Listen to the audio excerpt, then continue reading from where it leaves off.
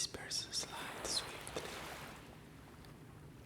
Past and future tell each other stories. Voices multiply and divide endlessly. Then they bind into one, into a single song of a moment in time when facing a cusp in a future past.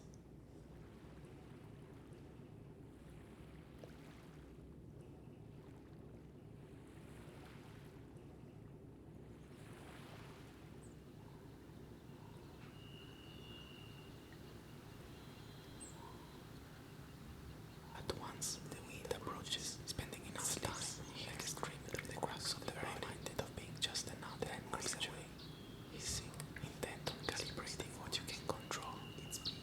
In what participant and observer at once, spending enough time hearing being reminded of being just another creature, the tangle of entities calibrating what you can control. Multiple bodies dead, taken with the bones, flesh, the muscles, and leave the circulatory and nervous system.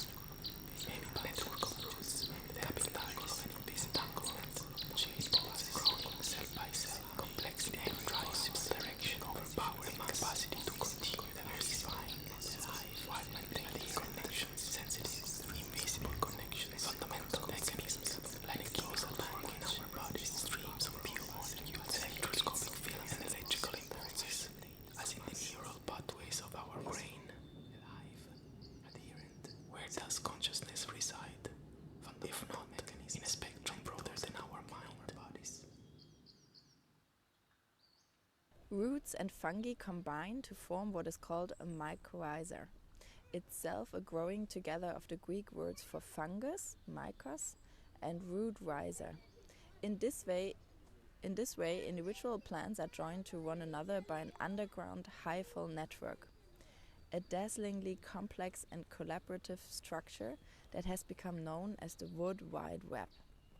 The relationship between these mycorrhizal fungi and the plants they connect is now known to be ancient. Around 450 million years old and largely one of mutualism, a subset of symbiosis in which both organisms benefit from their association. In the case of the mycorrhizae, the fungi siphon of food from the trees, taking some of the carbon-rich sugar that they produce during photosynthesis. The plants in turn obtain nutrients such as phosphorus and nitrogen that the fungi have acquired from the soil by means of enzymes that the trees do not possess. The implications of the Wood Wide Web far exceed this basic exchange of goods between plant and fungi, however. The fungal network also allows plants to distribute resources, sugar, nitrogen and phosphorus, between one another. A dying tree might divest itself of its resources to the benefit of the community, for example, or a young seedling in a heavily shaded understory might be supported with extra resources by its stronger neighbors.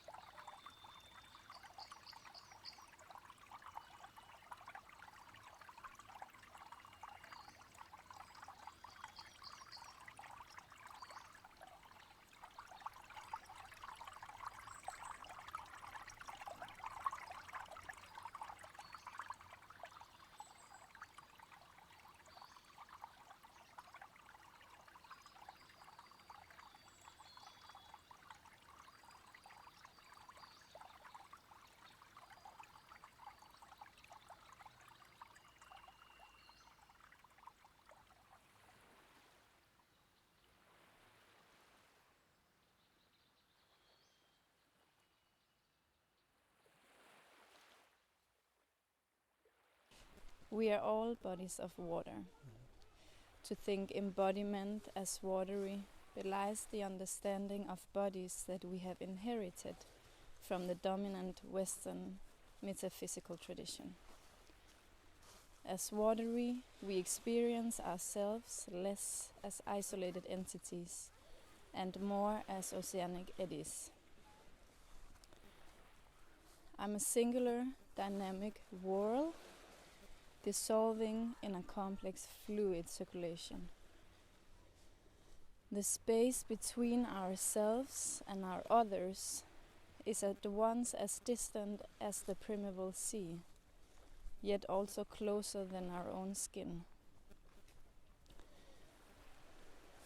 The traces of those same oceanic beginnings still cycling through us, pausing as this bodily thing we call mine. Water is between bodies, but of bodies, before us and beyond us, yet also very presently, this body too. Our comfortable categories of thought begin to erode.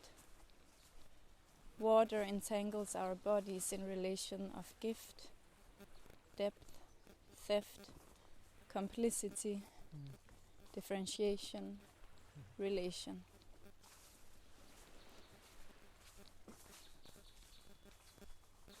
What might becoming a body of water?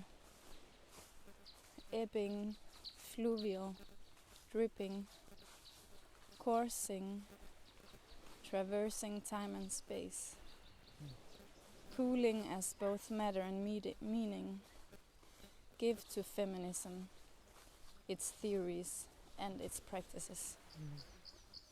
Our cells are inflated by water, our metabolic reactions mediated in aqueous solution.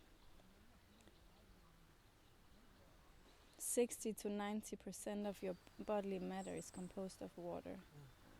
Water in this sense is an entity, individualized as that relatively stable thing you call your body.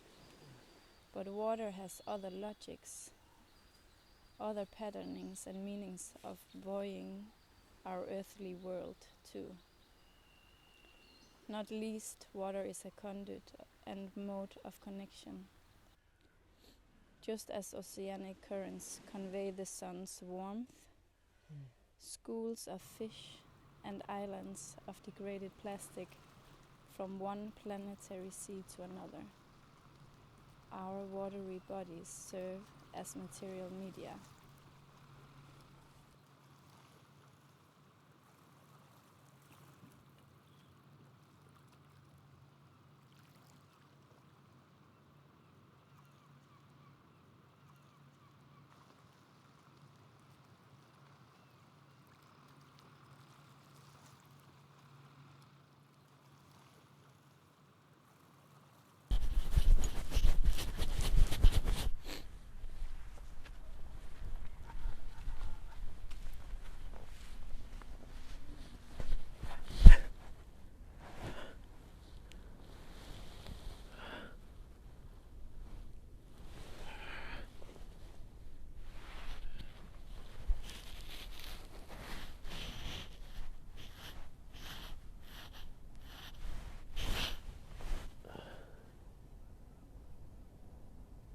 Who am I? We all ask ourselves this question, and many like it. Is my identity determined by my DNA? Or am I a product of how I'm raised? Can I change? And if so, how much? Is my identity just one thing, or can I have more than one?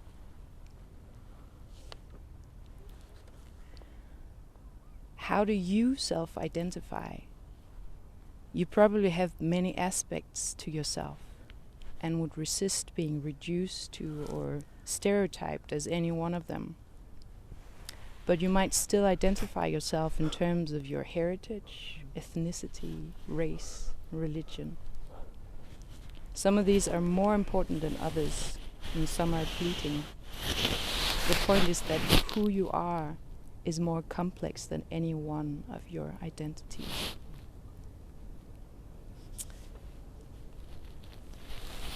And then she goes on, she asks, what about the changeableness and the fluidity of the self? It might seem strange at first to think of yourself as a process. You might think that processes are just a series of events, and yourself feels more substantial than that. And maybe you think of yourself as an entity that's distinct from relations.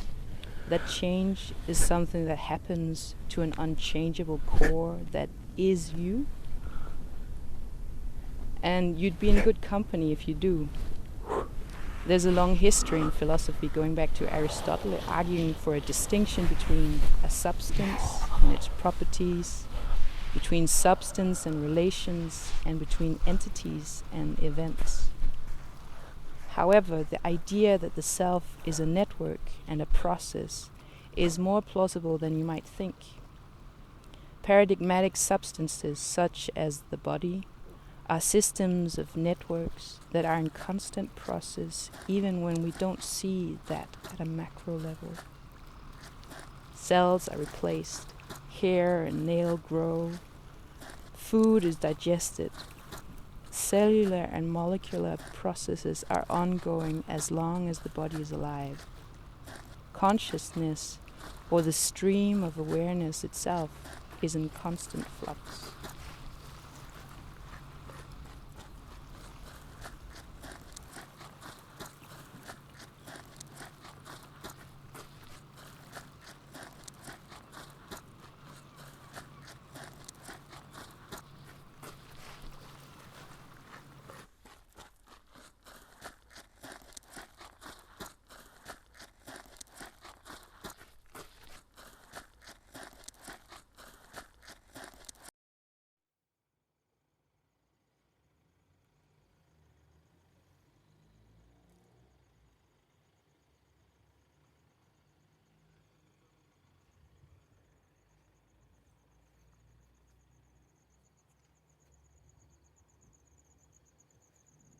They are telling us a story of a moment in time when facing a cusp in a future past. Humans began to develop a new consciousness that transformed the sense of presence absence in of the world, intuiting networks of relationality, willing to consider and allow their own transformation. Space appeared as a sensitive matter, a tight and dense network of variable microdifferences, never static. The body was also sensitive matter, subject to variations of amplitude, speed, direction. Inspired by the syncretic fecundity of nature, they relearned to listen, see, and sense. Bodies were then layers threaded by the passage of time, porous conduits of relational experiences that re-emerged differently at every encounter, and as they continued to meet, they continued to become. An individual was therefore not limited to its physical presence, nor to the representations that alternately derived from the same. An individual was a particular fluctuation in the network of relations from which it emerged. An individual was specific but not closed, with a mutable integrity. It was being with the world, a particular manifestation of the world, a movement of it, a variation of speed.